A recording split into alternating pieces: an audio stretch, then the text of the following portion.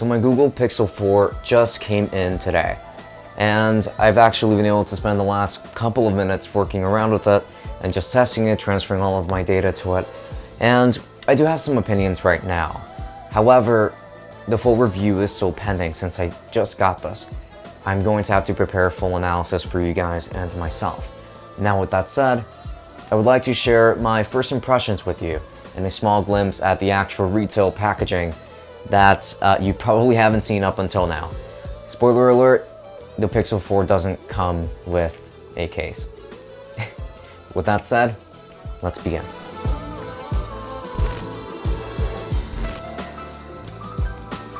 This video is sponsored by VUP, the makers of one of my favorite Switch Lite cases of all time. This case offers a sleek and modern design, but it's also rugged enough to keep your console safe from falls and accidents. You've got 8 game slots, security straps, and an extra compartment to store other accessories. Check it out through the link in the description. So the Google Pixel 4 is finally here. I've been needing to upgrade my phone for a while, so it's about time that we started unboxing this.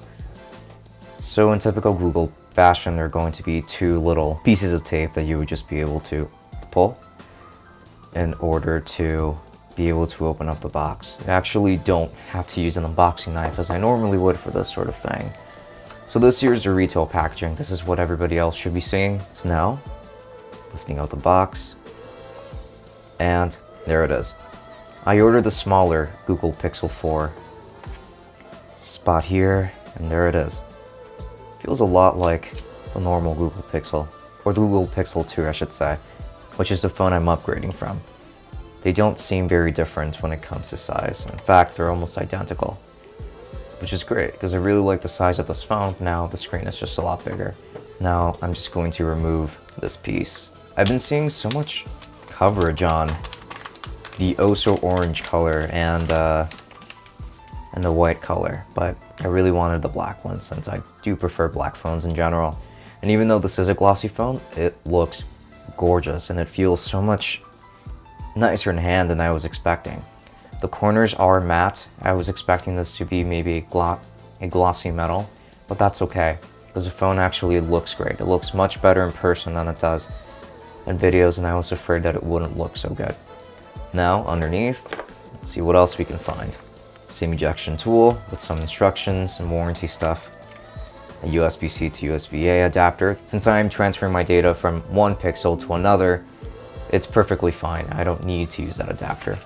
Then in here, we're going to find the fast charger itself. In typical Google fashion, they also didn't include any sort of earbuds or anything of the sort. This is all we're getting, but let's go ahead and set this guy up.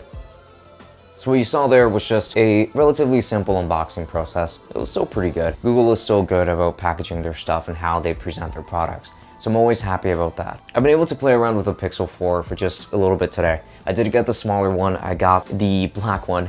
So before we get started, yes, you should know that this is a fingerprint magnet, since this is the only one that has a glossy finish around the back, versus the other colors are a matte finish. I haven't seen those in person, but this one for sure is a fingerprint magnet. I will be getting a case for it very shortly. However, just in terms of the exterior design, this phone has a decent amount of heft to it. It feels expensive. It feels good in hand for sure. The trimmings around the phone are probably not my favorite. I would have preferred to see actually the same route that Apple went with the iPhone 11 Pro, where they added stainless steel to the trimmings. This is just a standard aluminum trimming, and it is matte. And while it feels good, it doesn't really look as good. But the back, with the glossy finish, does look very good in my opinion, even if it is a fingerprint magnet. When it's clean, it looks awesome. When it's dirty, it looks just a little bit less awesome. And as you have been able to see for a long time, we've got the blocky set of cameras here. And I'm gonna dive in just a little bit further with those in a bit. However, one of the things that did sell the Pixel 4 for me was the display. I've never seen a 90 Hz refresh rate on any phone in the past, since I haven't seen any of the OnePlus devices. And I barely know anybody that has an iPad Pro. I will say that 90 Hz does make a huge difference in comparison to 60 Hz. Things just feel so much smoother on this display.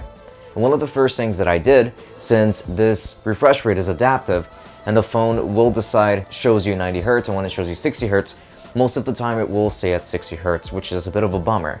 So I went into the developer settings and locked it to 90 Hz. So now this device is always running at 90 frames per second, which is awesome. That's exactly what I wanted to see, and the experience of using this phone is substantially better than using the Pixel 2, which is what I'm upgrading from, just because of that display. This display also gets brighter, it is larger as you can see, and the forehead is there for sure. It's very, very noticeable. However, it's not that bad. And yes, Face Unlock does work too well with this device, actually. As soon as I just briefly glanced at it, it unlocked my device as if it was nothing. So that's going to be pretty cool. Would like to do even more testing with it in the future to see what kind of angles it can handle and that sort of thing. However, I have to say that it is a bummer that we don't have a fingerprint scanner anymore, since I use that a lot with my previous Pixel device, even though it did have very rudimentary facial recognition. But otherwise, just in terms of performance, it's really cool. This phone is very snappy, as you would expect from a Snapdragon 855, even if it's not the Plus version. That is a disappointment, by the way. And I actually did take a quick look at the cameras as well. I have to say that so far, I do not like at all how they look. I was comparing them side by side with my Pixel 2, just very briefly. The front-facing camera on the Pixel 2 produces better color. Everything just looks much sharper there. Things look very soft on the Pixel 4 so far from what I've seen, though this is just indoors in the studio. So I would like to test this out outside and just do a lot more in-depth testings with it. With that said, I cannot wait to spend even more time with this device so I can bring you guys a more in-depth look at the Pixel 4, as I will be spending quite some time with it. It's probably the phone I will be using for the next 2 years. Can't wait to give you guys that. With that said, this has been Francisco from Tech Summit. Thank you for watching, and I'll be seeing you all later. Enjoy.